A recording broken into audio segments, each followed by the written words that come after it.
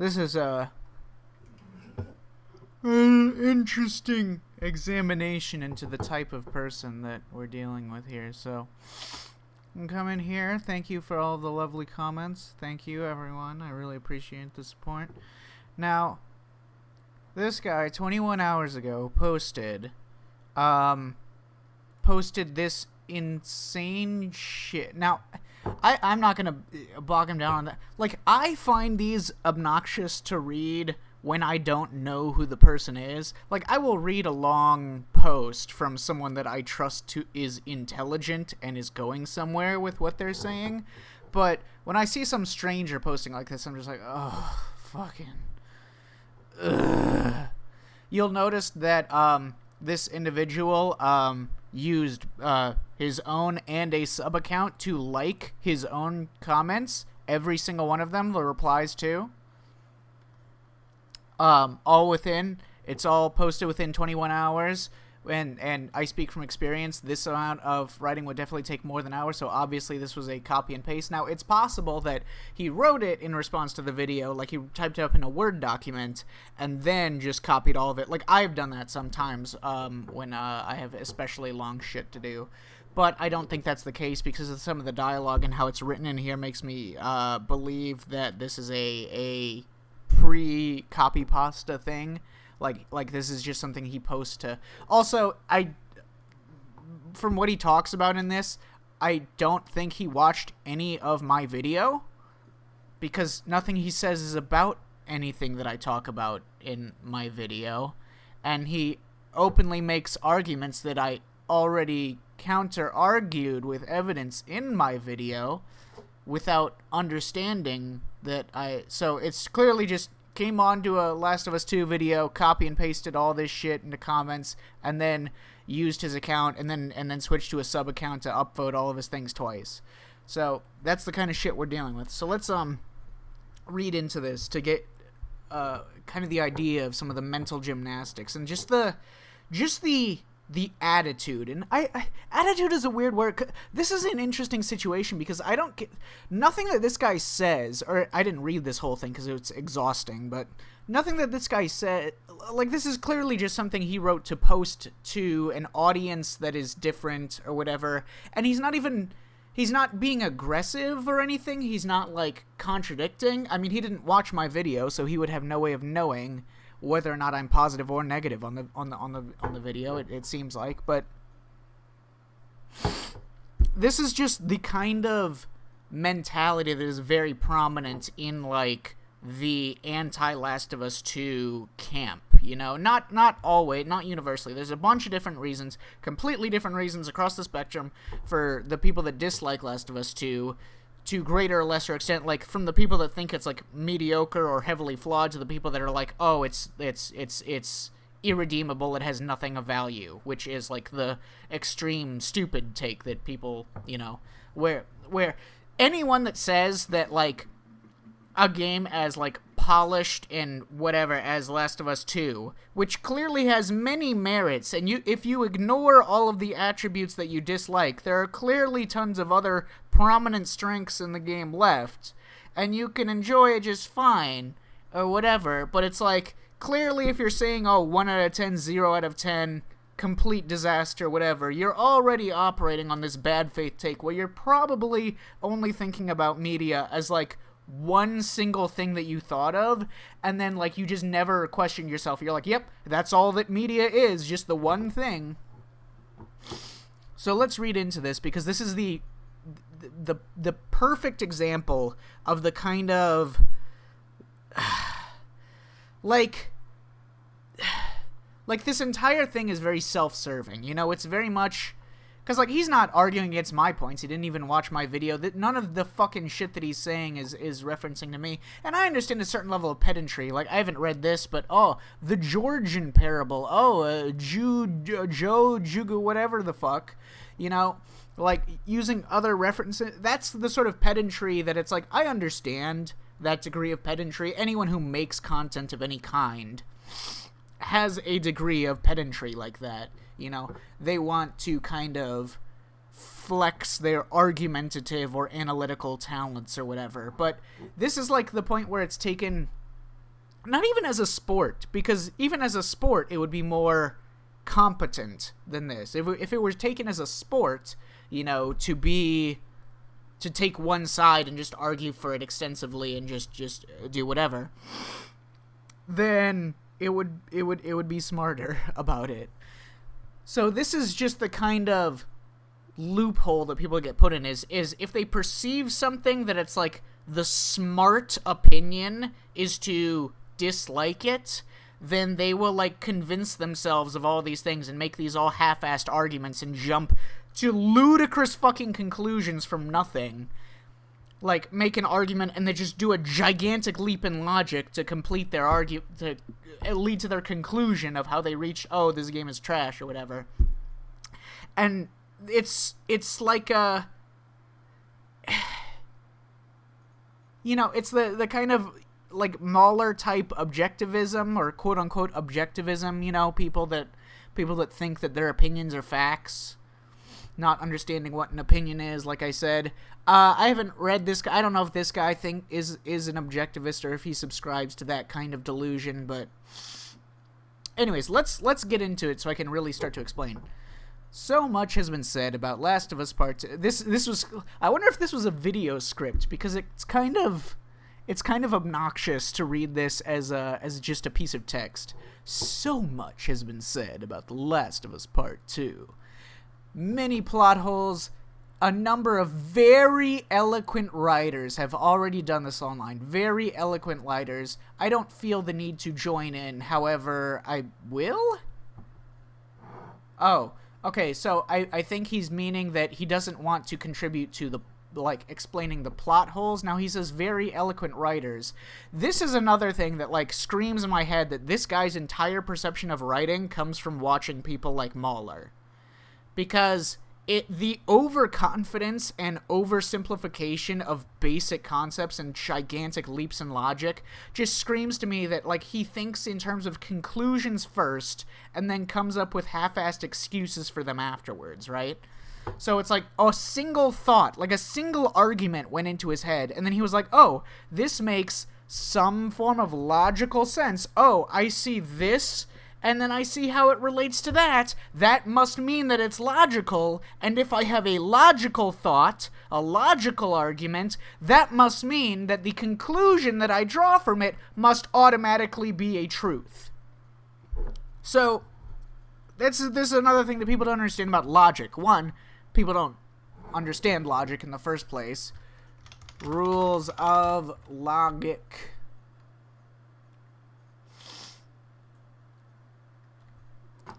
Laws of thought, definition, theories, and facts. Laws of logic. These are not exactly what I was looking for, but yeah, basic laws of logic, this kind of shit.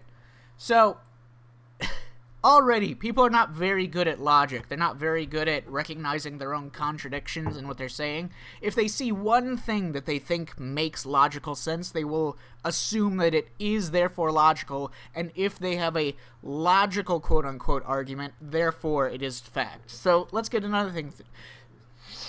Basic essay structure. Ethos, pathos, logos. Any argument, anything that is arguing, what is an ethos, pathos? Logos appeals to the audience's reason, building up logical arguments. Ethos appeals to the speaker's status or authority, making the audience more likely to trust them. Pathos appeals to the emotions, making the audience feel angry or sympathetic, for example. People have this misconception online that logic equals truth. That is not the case. Making logical arguments is only one factor that contributes to an argument. Making logical arguments contributes to an overall argument. And those arguments contribute to something that is not factual. You can make a logical argument for something, and the argument can be logical. It can fit all the laws, has no contradictions, anything, but it is still arguing on the basis of something that is not a fact. It is just an opinion that you are basing off of some degree of logic. And if you just have one argument with some degree of logic, like, both sides in an issue, in a debate, are going to have logical reasons why their side is correct. That's just a fact. Logic is not the same as truth. It is not. So that's a big misconception that is why people make these kinds of head-ass takes and why people jump to conclusions with logic, quote-unquote, is because as soon as they think something connects, some dots connect in their head, they think that it automatically equates to victory. So anyways, a few things really bug me about the storytelling. Hasn't been dwelled on by others. Here, I would like to illustrate these things and provide examples of why they're offensive. Abby, this is a direct quote on Neil. You're already connected to Ellie and Joel from Last of Us 1, so we put them in a very tragic event. Give you quest, shift to Abby in order to tell a mirror story of redemption that follows the person by killing Joel and avenging her father. Has already accomplished what Ellie is trying to do and is struggling to come to grips with it in her section. We play as Abby for the whole second half of the game. I always get bothered when people say this because it's not half of the game. It is a third at most. But whatever. Once the perspective swaps, we can be certain that this game is not, as I've explained. See, as I've explained my other essays. What other essays? Oh, this is just a copy and paste and not something you actually wrote for this video? Great. Part 2, Joel is dead and Ellie is MIA for hours and hours. If Abby's half were meaningfully connected to the first game's story, this would be different, but it isn't. This is a spin-off, not a sequel. That's the kind of logic we're working with. That's the kind of galaxy brain fucking logic we're talking about here with these kinds of people, right? There's a section in this game where you play and you interact with new characters that weren't in the previous game. So, therefore, it's not really a sequel because there's a section of the game where you're not playing as My fucking god. So, but you see what I mean? You know, it's like there's like an inkling of like I imagine the thought appeared in his head. He's like, wait a minute. If it's not the same character, if it's a different character and it's a new story, then it's like not connected to the old story. That means that it's not a sequel. Yeah! And he just didn't bother to think about how fucking moronic that concept is, or just contradict himself or looking for any of the massive flaws in what a stupid-ass take that was. He just, like, saw something and then, like, a spark, an inkling of, like, oh, one dot? Another dot. I can almost connect them. Logic! I must be right! The core idea here is very strong. Two forces placed in opposition. You play both sides simultaneously. So how did Neil mess it up?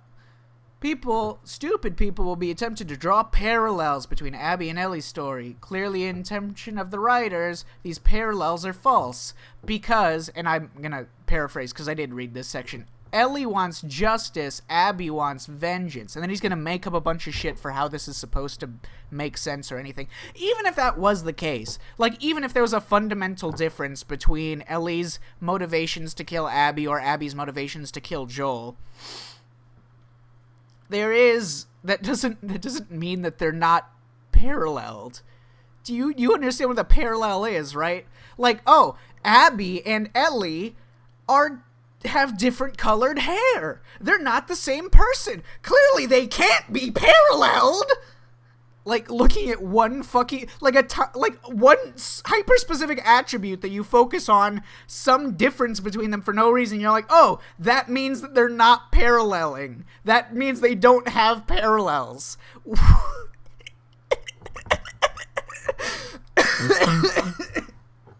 I need more alcohol.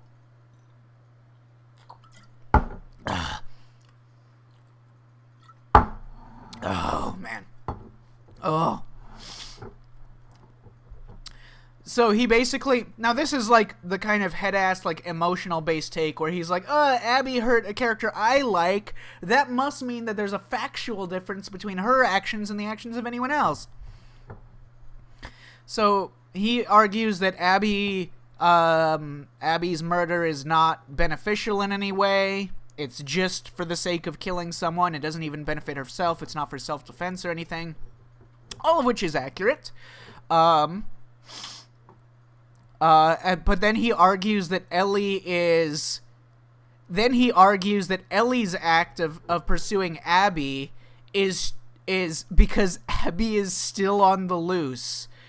That she's someone who just goes around murdering people or whatever. She's still at large. She's like a serial killer. This is his argument. This is his justification. He's like, oh, Ellie going after Abby isn't the same as revenge because Abby's, like, dangerous.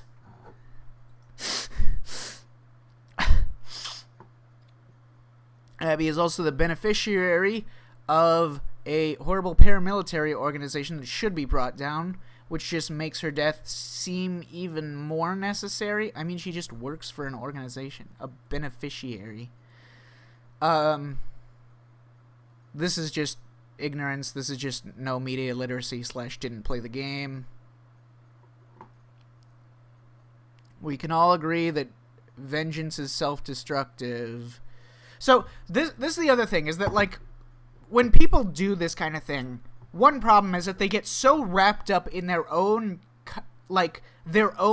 lust for vaguely connecting one dot to the next dot in their minds that they miss the bigger picture entirely, right? So even if any of these things that he's like, oh, well, you know, you can't morally just... I think, like, I didn't read past this one, but I'm pretty sure his overarching argument is that Abby's actions are not morally justifiable, but Ellie's are kind of, or something. Well, he's basically saying that we shouldn't sympathize with Abby because her actions are not justifiable, and therefore the game is bad. I'm pretty sure that's the whole argument. So, couple things with that. The character does not need to be right for the game to work. Abby does not need to... You can have the opinion that that killing Abby is justifiable, or that Abby's actions were purely evil, without thinking that it's like a failure of the game. It's a presentation. It's not... It's just presenting a conflict. Like, you can interpret it. You can have your opinion on the situation. That's how the first game fucking was. You can have your opinion on Joel's decision at the end of the game. Everyone fucking did. People didn't use that. Oh, I disagree with Joel's... Well, some people did. Some people were like, I disagree with Joel's opinion, therefore the game is bad. But these do not equate to writing quality, and writing quality, even by itself, does not equate to the entire structure of a video game. There are other attributes in a piece of media. Did you know that? Okay. Condemning the very notion... The theme seems to be condemning the very notion of wanting justice at all. Human brains need justice. This is egregious. It demands justice. Above simply being petty, it feels like a stab in the back. Human beings... My fucking ears popping. Hang on. Turncoats, adulterers on instinct. Abby is all... That's funny to me. This is emotional, not logical, but storytelling is emotional. You can't expect us to consume a story like the Vulcans, and yet 12 hours later... my fucking ear. Guess who we'll be playing as? Again, these are not equivalent... Like, you can play a character that you dislike and disagree with. These are not arguments. First impressions are that's assuming all of your dumbass complete lack of logic actually makes sense. First impressions are important. This is why the most influential book in screenwriting is called Save the Cat. Doesn't matter who you're protecting. See, this strikes me. All of his references that he makes strike me as, like, he has this much overconfidence in, like, analysis, quote unquote, and review, even though he's so clearly stupid, and so many of his arguments are so fucking moronic, just at a surface level, and he's so much, like, missing the bigger picture and jumping to conclusions, and making wild-ass assumptions. is that I think because he listens to other YouTubers that are similarly overly confident and also just state fucking shit like this. Oh, a book called The Save the Cat. I know this thing. Therefore, you know, like, misusing concepts or, like, mentioning a concept but failing to actually apply it to your overall understanding of logic and instead just, like, leaping on one dot vaguely connected to the next dot in your mind with this concept in order to feel like you're right or like you're saying something intelligent. Sarah's death establishes empathy. The character is going to do bad things. If you were introduced to Joel while he was torturing 2 cannibals, nobody would have liked him. He saved his daughter. Abby doesn't save people. This is bad storytelling if the writers expect us to like this character later on. Again, well, he added a preface, if the writers want us to like the character. But also, what the writers want is also debatable on whether or not that's effective storytelling. It depends on your, you know, death of the author perception, whatever, how the fuck you consume media. But also, that's not true. By that logic, every character should just be a Mary Sue, you fucking moron.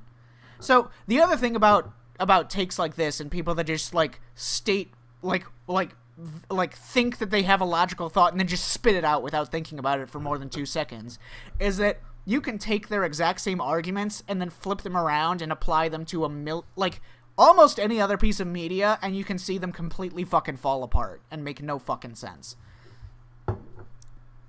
There are so many ways in which they could have accomplished what Neil says they were trying, so many small ways, such as not writing it.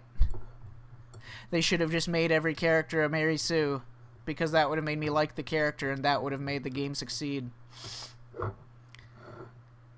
That's one of those things we can't forgive. She's just bad. Setup is irredeemable. My memory isn't short-term enough to forget that after we learn she has a dog, I wouldn't even like her if she had a whole litter. Neil knew what he was doing. I simply don't understand why he thought we'd be okay with playing as this character by the midpoint. See, this fucking... It's so, like... The attitude and opinion itself that you feel upset about it is something that I don't relate to personally. Not even close. I think that's weird. But, like, I can at least... It's fine. You know, I know other people who feel the same way, but they don't have this kind of, like, arrogance about, like, their own opinions, right? They don't, like, think to themselves, oh, I just like the character. I must be right! I must be the smartest person ever, and I know things these other people don't, because I realized that when you have a character kill someone, that makes them bad! I'm so fucking smart! Feel like a big problem with the perspective swap in this game is that Naughty Dog wants us to see the world objectively. This rings false for so many reasons. Leaving the game to the side, benefit of the doubt. Okay, now we're in new territory for me. Jesus Christ, this is long. At least the replies are not allowed to be as long as the main posts, so we should wrap this up pretty soon. Why should we give her the benefit of the doubt? Why should we, as players, take the time to learn about her? Because it's what the writers want us to do. I mean, why do you consume any media ever? I want you to take a minute now and realize that every villain is a human being. Even Hitler had a family like Abby. Knowing about their troubled upbringing is not enough to make them empathize. Not when introduction to this character was so profoundly negative. Moreover, why should we take the time to become immersed? Now, this is not related to the writing quality, but this is like a moral question of... You know, like his suggestion, you know, Hitler, Jeffrey Dahmer, whatever, like, are you arguing that they shouldn't? I mean, obviously the game is not arguing that they should not be held accountable, and laws don't exist for the sake, like laws that hold people like this accountable, or don't exist for the sake of an individual's self-satisfaction, for what? Partly, I mean, there's interpretations of the law and punishment and whatever that are relative to, like, you know, a sense of justice for the victim of a murder, if someone gets murdered, the victim's family, might have some stake in the punishment that is doled out beyond just the idea of keeping someone dangerous away from society for a while in prison / rehabilitation / de-incentivizing other people from doing something similar. I think the notion that we should understand the people we hate is a good one, but the reasons given to empathize with Abby in this game are not good enough. She sadistically tortures one man. See, now the problem with this is, again, a matter of perspective. This is what most tips me off to the fact that he did not watch my video, is because one of the misconceptions that I talk about is how I directly state that a lot of stupid people, like this fucking moron, have this misconception that Abby has done something that other characters have not, and that we factually know that Joel did this kind of stuff in earlier years. We know we know these things, they just weren't on screen. But we know them if we have studied the game and we know the actual lore and history. We're not just fucking making shit up and doing no research and no evidence like fucking chodes.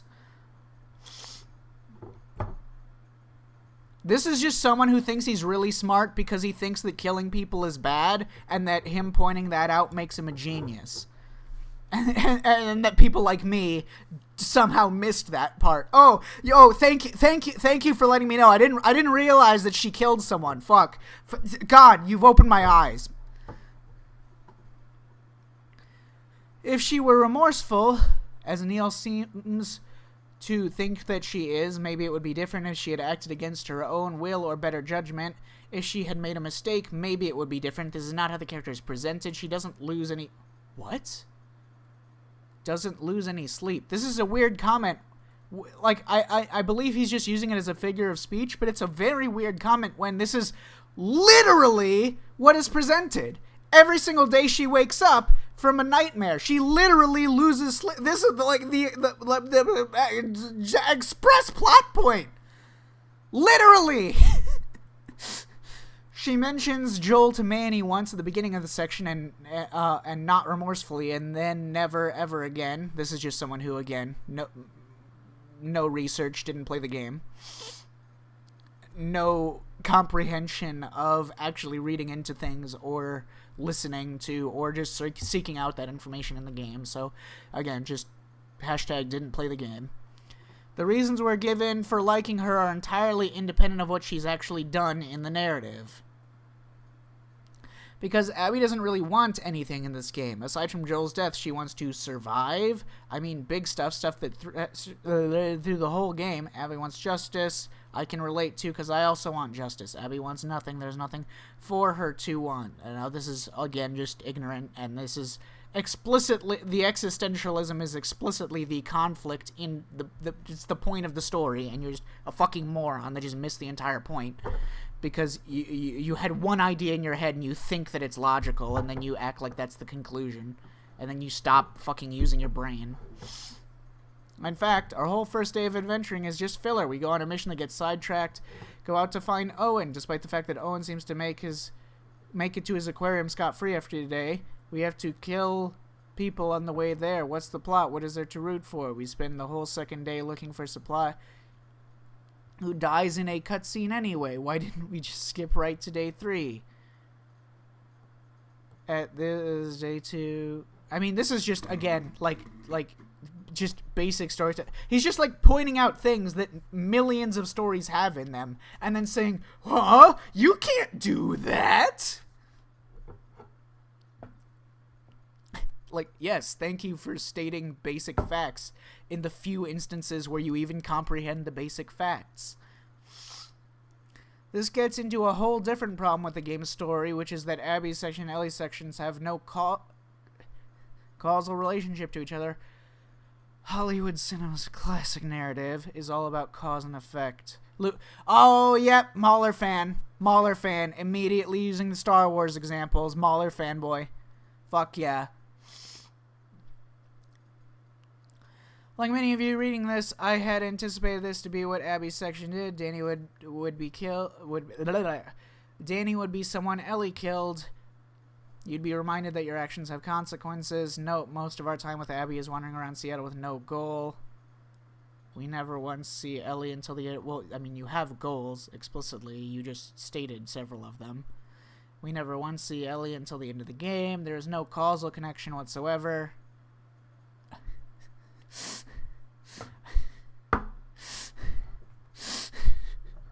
I'm just so amazed that people can just not think about things, you know, like how, like the confidence that you have to write this much shit to mass post on multiple people's videos, because I can't be the only person he posted this on, this fucking copy and paste shit. The absolute confidence to the arrogance to just do that without any thinking involved. Slightest thoughts in head, in brain activated. At no point did it ever once cross the mind, wait, is what I'm saying actually, does it make sense? Is it necessary?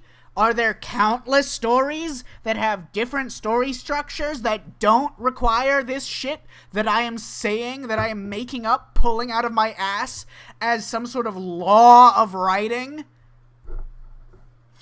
Nothing to root for, no interest. This is basic storytelling stuff. You'll learn it in any creative writing or screenwriting class. You have not taken any of those, you fucking moron. Our introduction to her is so weak, we're simply See, this is what I'm talking about. Like, this is Dunning-Kruger, but not even, because, like, Dunning-Kruger, at least with Dunning-Kruger, you know, you have someone who knows a very limited amount, but enough that they think they know more than they do, enough that they think that they know a lot and that they're an expert. But this is Dunning-Kruger, but, like, the things that you think you know aren't even correct. So you have confidence based on dumbass fucking shit that you learn from slack-jawed, mouth-breathing dipshit YouTubers like Mahler or whatever that just tell you fucking nonsense like this.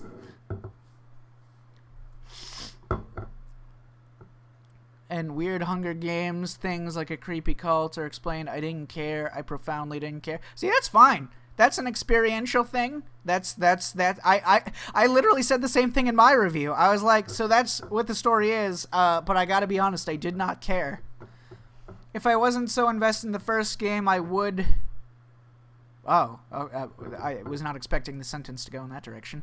Swapping perspectives and leaving us on a cliffhanger grinds the entire game to a halt, ruins all momentum, and makes the remainder of Abby's section feel like a slog.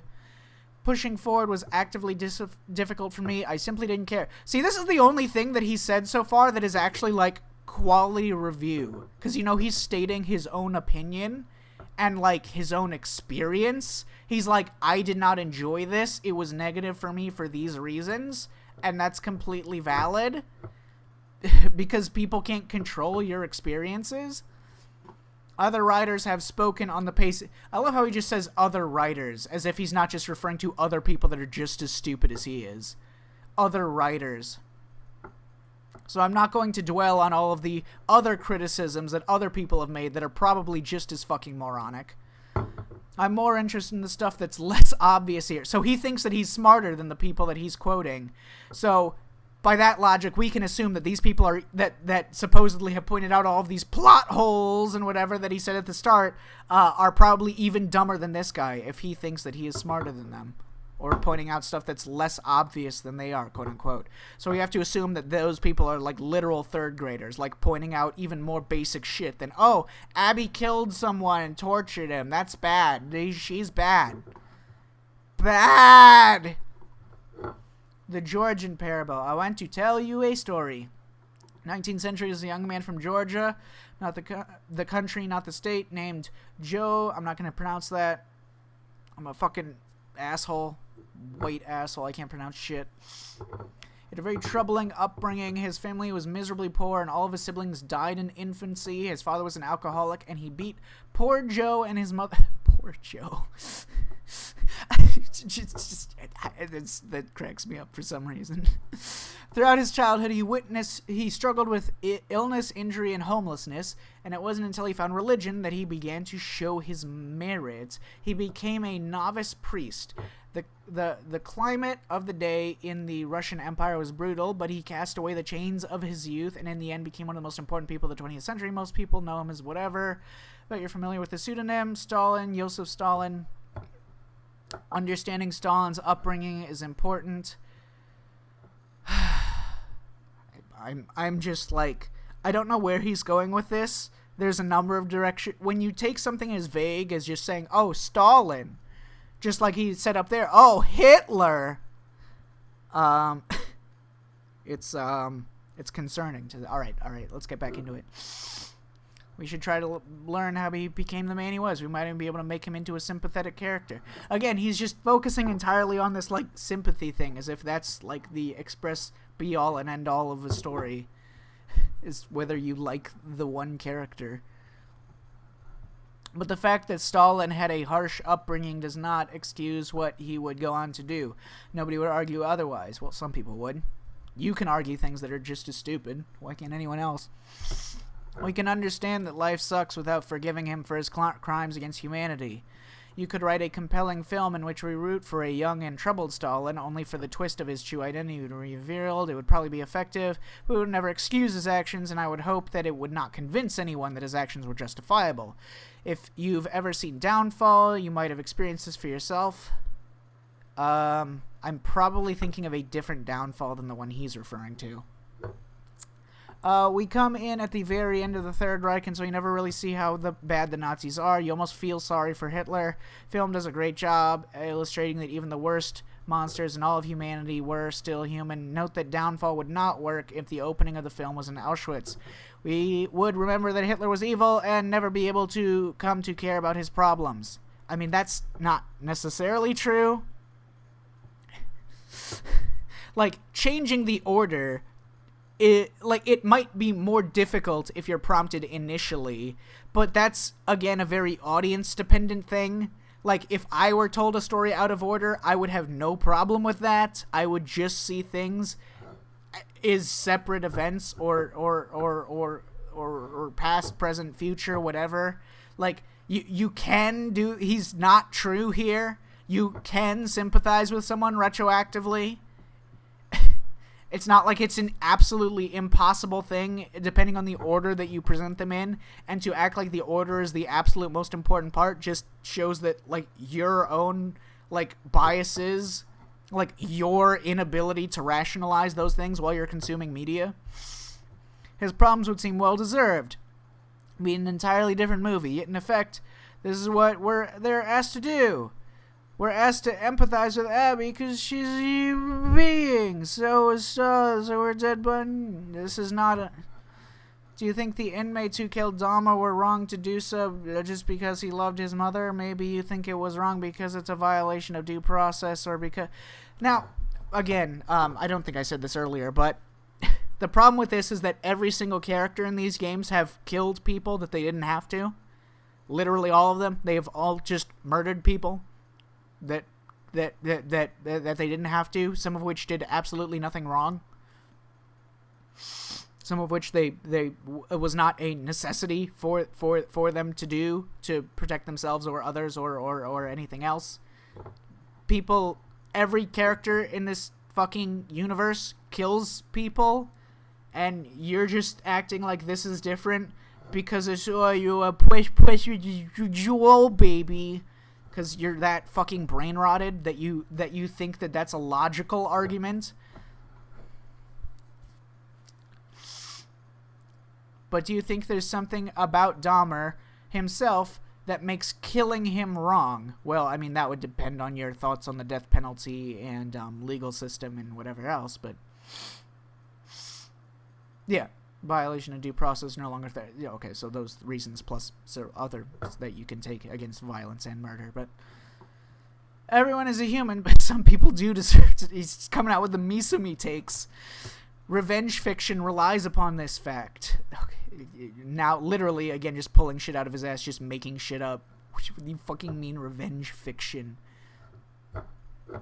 Based on how she's introduced in this game, Abby's one of those people. She's irredeemable. Her characterization is too negative. She needs to die. Therefore, the game doesn't work. Ellie is bad too. You're right, Ellie is bad, but she's only bad in this game. Not true. Empathy has been effectively established before her. So, again, he's just complaining about the order that we're shown things. God, this is so fucking dumb. And this is his entire argument. Like, this whole thing, all that I've read here so far is just different ways of saying she killed someone on screen and that makes us not like her, therefore we can't like her later. That's the whole you could have boiled it down to that. I saved you a lot of trouble. Where is the conflict? I like the character of Owen, me too. And I like how those scenes at the aquarium are written. Not so much on that. We're going to thrust straight into them barely after being given the chance to know the characters. That's fair enough. Abby's section has characters that you have less time with, so I think that's a more reasonable position to have. That's less based on, like, just making shit up and then drawing conclusions based on your made-up bullshit, quote-unquote, logic. This is actually, like, an opinion. Think about how long it is that you've known Ellie. If you're like me, your first thought is probably within the Left Behind DLC. Those aquarium flashbacks have to be earned. You can't put them in the game and expect the audience to care. See, now, I have trouble relating to this. Like I said, I did not care about the game. Like, when I played the game, I like Last of Us 2. I did not care about fuck all. I didn't care about shit. I was not emotionally invested in literally any part of the story. I kind of liked Dina and Owen, but I did not give a fuck about anything. So this is all irrelevant because there are other things to appreciate besides whether or not you like / care about what's happening on an emotional level. What the fuck? This comes down to conflict. Ellie's section, despite its enormous flaws, has some kind of central conflict. This gives us something to root for. Where there's conflict, getting into the Mauler shit. Abby's sections have no meaningful conflict. There's no conflict at all. I mean, it's existential conflict, which is expressly, like, stated multiple times and is the whole point of the game, but, you know, whatever. I mean, it's not like you need to know what you're talking about in order to write about it. Because we're supposed to find her charming. You simply cannot write a visual story this way. You simply cannot. This is the phrase that immediately indicates that someone has no fucking comprehension of any piece of media, writing, games, movies, anything. The statement, you simply cannot, just means that you're like a fucking 4-year-old. You're just a fucking dumbass that just sits there with your fucking mouth hanging open, just Cheeto dust dripping off your fucking fingers, shoving your hand up your ass to fix your fucking watching more Mauler and other dumbasses like that tell you that you're the smartest person ever because you have some incredibly fucking idiotic take on a game. It violates all the rules that I made up and think are real. It's just inept. A Hollywood film written this way would never get made. Would never be greenlit. God, this is so fucking dumb. Okay, so hopefully he's done with that shit. Let's see if he has any more arguments. I bet they'll be equally as compelling. In the first game, State of Nature, in the first game, really jarring time skip. Kind of teleported from Pittsburgh to Wyoming. What happened? What adventures do we missed? I mean, okay. This is established. Everything is empty. Contrast this with the second game. Ellie and Dina and also Jesse and Tommy and Abby and her friends teleport freely from Jackson to Seattle. I mean, it's been, like, it's also been an several months, but okay. I can live with that, but it does seem a little bit harder to buy. Zombies in this game wander. Okay, now we're in Seattle. This is apparently very dangerous. that when Abby wants to go visit, she has an entire day of gameplay to get there. This is an apocalypse. It's probably pretty dangerous. I mean, they do give explanations for what is happening if you bother to pay attention. I'm not even saying that like they're compelling explanations or like they're interesting, but it was stated what is happening. The entirety of Abby's first day has no narrative. Its sole purpose is to show the player... Now, this is one of those people that, like, doesn't understand anything that it's not, like, shoot the gun at the villain guy kind of writing. He doesn't understand internal conflicts as conflicts or, like, adding character details, parallel details, lore details, other shit like that that recontextualizes other information. I mean, God.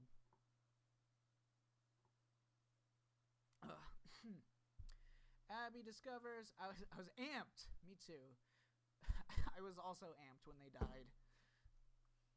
In which we play as her tracking Ellie across. It would have been... Instead, Abby teleports to the theater. What? This is... Okay, I'm not...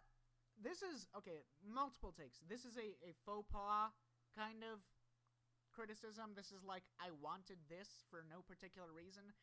For some reason, I wanted it and it didn't happen.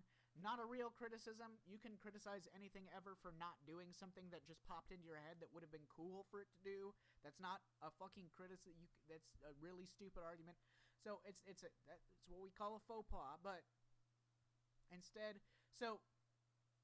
This strikes me as odd in particular because he was just complaining about Abby's gameplay taking too long and, like, things being long-winded or whatever, and you being blue-balled by Abby's section right when things are heating up at the end of Ellie's initial section, right? So I can understand that much, that you're ramping up for the climax of the conflict, and then it slows down again. That being said, but now he's saying that he wanted some long-ass section of gameplay just traveling to the theater. He's saying that he wanted that now. Like, after the peak of them dying. He wanted a long-ass gameplay section. Okay. Seems a bit weird, but, I mean, that's fine, I guess. It's not really criticizable. Everyone just teleports where they need to go. I mean... Well, okay, one thing. All of the people... So, Ellie has a difficult time traversing through these sections of Seattle because of the WLF. Abby's day one that he's referring to is not because it's really difficult for them to move around, but because they just... were they were attacked by happenstance. I mean, it's just kind of a... It's not like the streets are crawling with these idiots, cultist fucking morons. But also by that point, everyone, like, both sides of the major groups were already equally indisposed, so there wouldn't have really been anyone blocking anyone's path. It has no bearing to the story. There's no internal logic to the narrative because it skips some travel that characters take. There's no internal logic, apparently.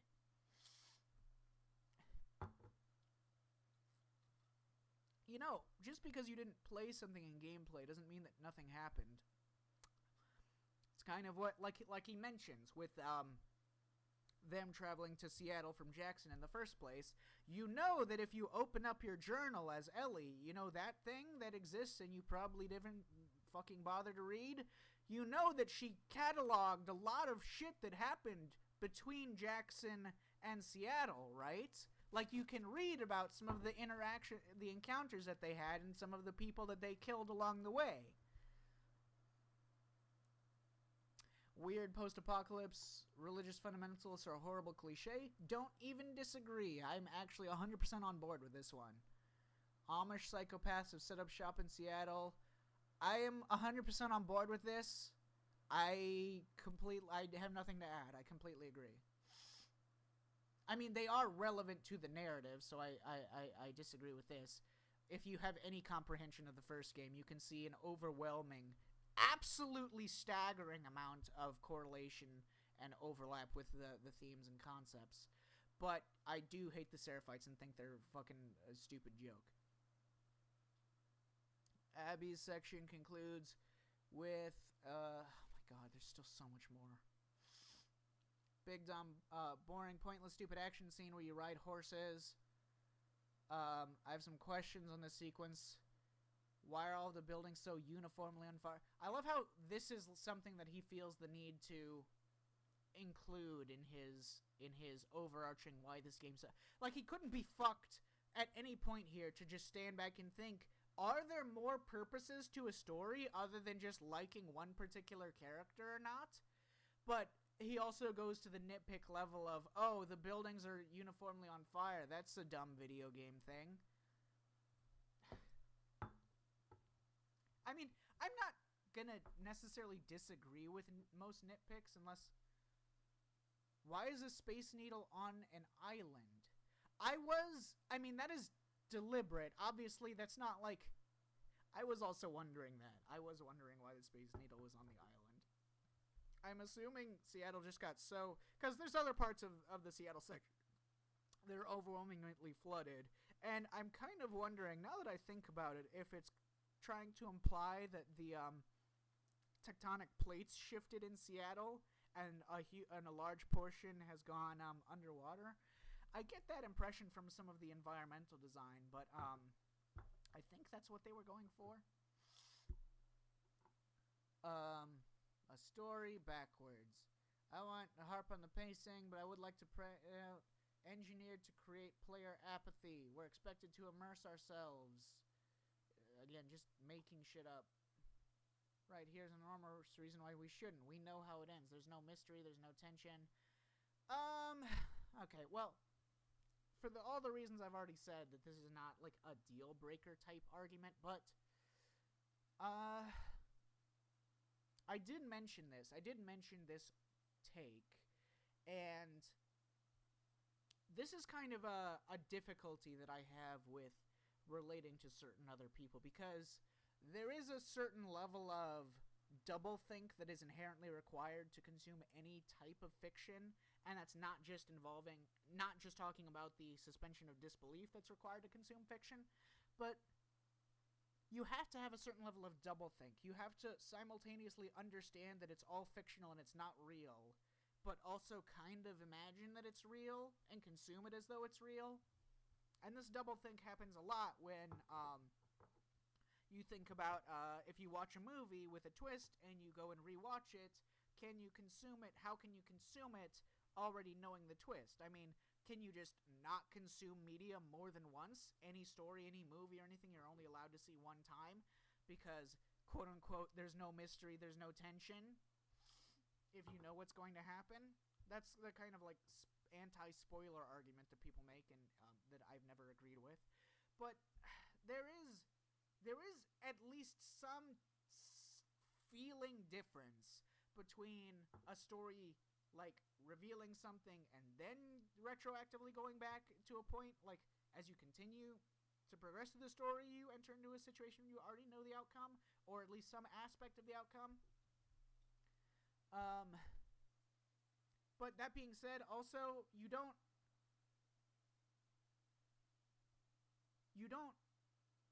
play as Owen or Mel. You know, like, you don't have to care about what happens to Owen because Abby is a character that you're playing as and you don't know what happens to her. So, you don't really interact with Owen or Mel that much for me to think that this is like a reasonable take. Like, you don't have to wonder if he's gonna make it out alive or anything, but you can wonder what effect or interactions they'll have with the characters that are still alive, such as by the point that you're at at this point, playing through Abby's section, you still, from Ellie's section, do not know what has happened to Tommy. So it is entirely possible that any one of these people has killed Tommy in this interim period. You don't know what they did in between, so there is still relevance to their actions as to what they might accomplish or how they might interact emotionally, tonally, whatever. And, like, you don't have to know that a character is going to survive for you to understand that other characters want them to survive and interact with them. And also, double think, like, most narratives, you can know what's going to happen and feel tension, because tension is more scene-based and tone-based than actual knowledge-based. If Ellie and Abby's sections have been told side by side, I've seen this take a lot. It's really fucking stupid and shows just a complete ignorance to the actual story that was being told. Owen's death would have been more impactful. This is another take that tends to happen. People like, oh, someone died, therefore, like, they have this perception of, like, a character died and I wasn't impacted by the moment of their death, therefore failure of writing. Which doesn't make sense and is a really weird assumption to make. If we actually gave a shit about him when he died, again, this is a really stupid misconception. I also talked about this concept, this type of argument in my big-ass review. Maybe we'd even hold it against Ellie. Needed to swap. Even this, I just realized, even this is just more of like, oh, we don't like Abby because we don't like her and other people are dead, so we don't like her. Like the whole fucking thing gets away mostly intact despite the fact. God, this is so long-winded. Jeez, I feel like I really want to start skipping through some of this. This is just the same shit over and over. Just different stupid-ass ways of saying the same thing and missing the bigger picture every time. If you honestly thought Ellie was going to kill Abby in the end, you were stupid. Well, I mean, not. That was never on the table. I mean, it literally was. It was. In terms of game development, they had Ellie kill Abby, and then they changed it later on in the development. So it literally was. Will it go against this game's thematic purpose? I mean, it wouldn't, but you seem really stupid, so I don't think you understand themes or media literacy at all. I thought both characters would be captured by the Rattlers and need to work together to escape. He only understands anything if it's really fucking corny. It's like the level that his brain is operating at.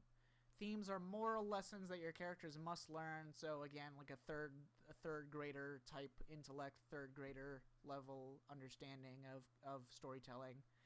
If your character learns a lesson and becomes a good person and learns the true meaning of Christmas and 1 + 1 = 2, then that means that a good story. Every good story does this, and so I'm done with this. This is so fucking stupid.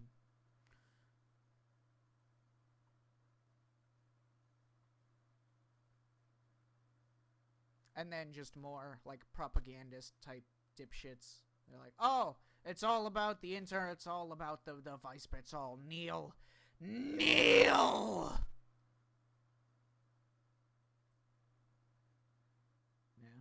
Yeah. What can you do? What can you do to the type of person that, like, copy and paste this immediately to a video that they didn't watch, and then uses alternate accounts to upvote their own comments, and replies to their own comments? What can you do?